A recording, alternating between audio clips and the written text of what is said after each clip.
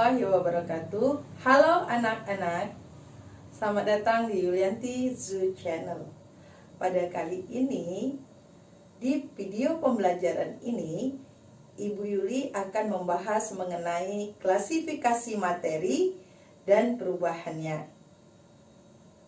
Tujuan pembelajaran pada kali ini adalah agar dapat memahami apa saja klasifikasi materi atau zat berdasarkan wujudnya dan perubahan-perubahan zat.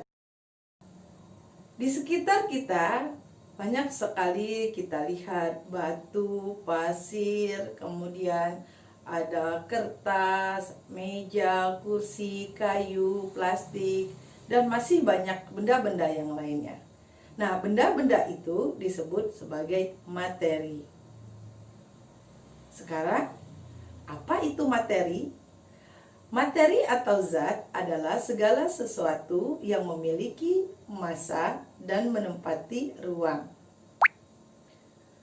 Contohnya, misalnya buku. Kalau kita masukkan ke dalam tas, bukunya akan menempati ruang tas. Dan kalau kita timbang pakai neraca, bukunya akan memiliki massa.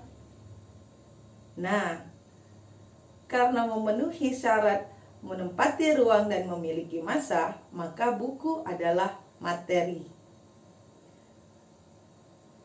Sekarang, bagaimana penggolongan atau klasifikasi materi berdasarkan wujudnya? Ada 3 ya anak-anak.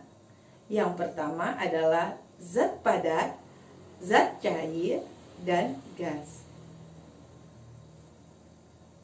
Selanjutnya kita bahas satu persatu mengenai macam-macam zat tersebut. Yang pertama adalah zat padat. Zat padat adalah materi yang memiliki sifat utama, bentuknya tetap, volumenya tetap. Perhatikan ini. Ini ada sebuah sendok berupa zat padat, padatan logam. Ibu masukkan ke dalam gelas. Bentuknya tetap masih seperti sendok. Lalu ibu masukkan juga ke sini. Ada mangkok. Bentuknya juga masih tetap seperti sendok, tidak mengikuti mangkok. Nah, kalau kita volumenya juga tetap karena bentuknya tetap. Mengapa hal ini bisa terjadi?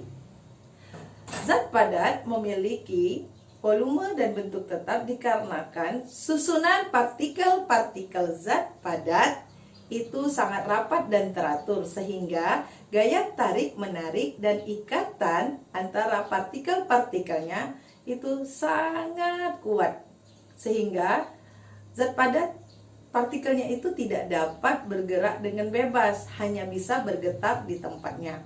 Karena itu zat padat tidak bisa dengan mudahnya berubah bentuk. Dan zat padat tidak bisa mengembang atau dimanfaatkan selama tidak ada energi dari luar. Contoh zat padat: sendok, mangkok kaca, mungkin buku, pulpen, batu, emas, dan lain-lain. Masih banyak sekali contohnya di sekitar kita. Nah, yang kedua adalah zat cair. Zat cair memiliki sifat bentuknya berubah, tapi volumenya tetap. Ibu punya air 150 ml. Bentuknya sekarang berbentuk seperti gelas. Nah, ibu masukkan ke dalam mangkok. Bagaimana bentuknya? Yap, mengikuti mangkok. Tetapi volumenya tetap 150 ml. Kenapa hal ini bisa terjadi? Volumenya tetap, bentuknya berubah, Zat cair dikarenakan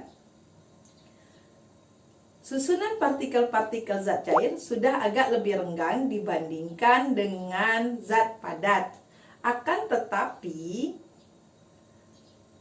walaupun ikatannya akhirnya juga agak lebih lemah dibandingkan zat padat, partikel zat cair itu tidak bisa melepaskan dari kelompok-kelompok partikel zat cair yang lainnya, sehingga dia tidak bisa volumenya berubah, tapi geraknya agak bebas, makanya dia bisa mengikuti bentuk tempatnya. Contoh zat cair adalah seperti ini, air sirup, air, kemudian contoh yang lainnya adalah oli, bensin, minyak sayur, dan masih banyak lagi yang lainnya. Yang ketiga adalah gas. Nah, anak-anak, kalau gas ini adalah materi yang tidak terlihat dan tidak bisa kita sentuh. Ada beberapa. Nah, perhatikan. Ini ibu memiliki balon masih kempis, ya. Tetapi ada balonnya ini ibu tiupkan udara. Seperti ini. Udara yang ibu tiupkan ke dalam balon memenuhi ruang di dalam balon ini, sehingga balonnya mengembang. Nah, pada gas, sifat utamanya adalah bentuknya berubah, volumenya berubah. Kenapa hal ini bisa terjadi? Hal ini bisa terjadi dikarenakan susunan partikel-partikel gas itu sudah sangat-sangat renggang. Dan akhirnya ikatan dan gaya tarik antar partikel-partikelnya sangat lemah, sehingga partikel-partikelnya dengan mudah bebas bergerak dan melepaskan diri dari partikel yang lainnya. Oleh karena itulah, gas adalah zat yang bisa dimanfaatkan ataupun dia mudah berkembang. Dia mudah sekali untuk mengembang. Seperti udara di dalam balon ini. Nah, apa saja anak-anak contohnya? Gas, selain udara, ya asap. Nah, asap ini bisa kita lihat, ya, seperti asap rokok. Asap rokok ini berbahaya bagi kita untuk menghirupnya. Jadi hati-hati terhadap asap rokok. Kemudian contoh yang lainnya apa? Uap air. Jika kalian sedang memasak air, kemudian air mendidih, maka akan mengeluarkan asapnya, bukan mengeluarkan gasnya, maka akan tampak sekali uap airnya. Masih banyak contoh dari gas LPG misalnya, gas oksigen, dan yang lain-lain. Bagaimana? Nah, jelas bukan? Ada perbedaan antara ketiga zat tersebut. Zat cair, zat padat, dan gas. Kalian mungkin pernah mengalami ketika makan es krim, tiba-tiba es krimnya itu meleleh karena suhu udara di sekitarnya. Mengapa hal ini bisa terjadi? Hal ini terjadi karena perubahan wujud zat. Suatu benda bisa mengalami perubahan wujud zat dikarenakan suhu di sekitarnya. Karena adanya pengaruh energi, dalam hal ini energi kalor atau panas. Nah, anak-anak, apa saja sih perubahan wujud zat itu? Perubahannya adalah dari padat menjadi cair, namanya meleleh atau melebur atau mencair. Ya, peristiwa pencairan ini dikarenakan karena adanya kenaikan suhu. Contohnya es krim yang meleleh, lilin yang dinyalakan, kemudian parafin lilin itu meleleh, dan masih banyak lagi yang lainnya.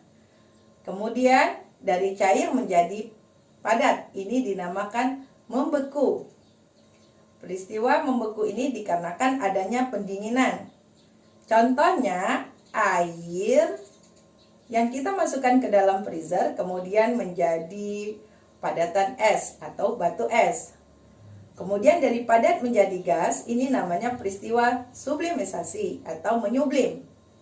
Contohnya kamper atau kapur barus, karena suhu sekitar itu bisa berubah menjadi gas, lama-kelamaan habis kapur barus atau kampernya. Dari gas menjadi padat, ini disebut mengkristal atau menghablur.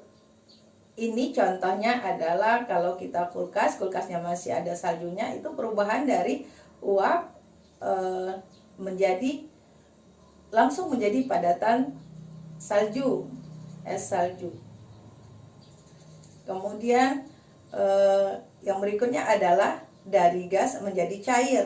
Ini dinamakan pengembunan. Seperti kita memasukkan batu es ke dalam gelas, tiba-tiba di luar permukaan gelas itu timbul titik-titik air, ataupun adanya embun di pagi hari.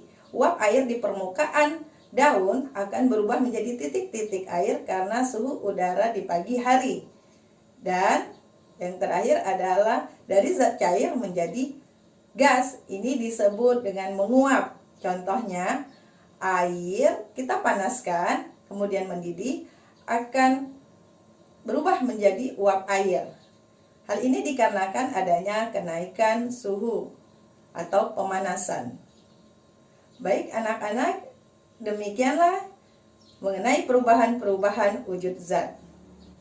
Bagaimana setelah pembahasan tadi, apakah kalian sudah mengerti tentang klasifikasi atau penggolongan zat berdasarkan wujudnya dan perubahan-perubahan wujud zat?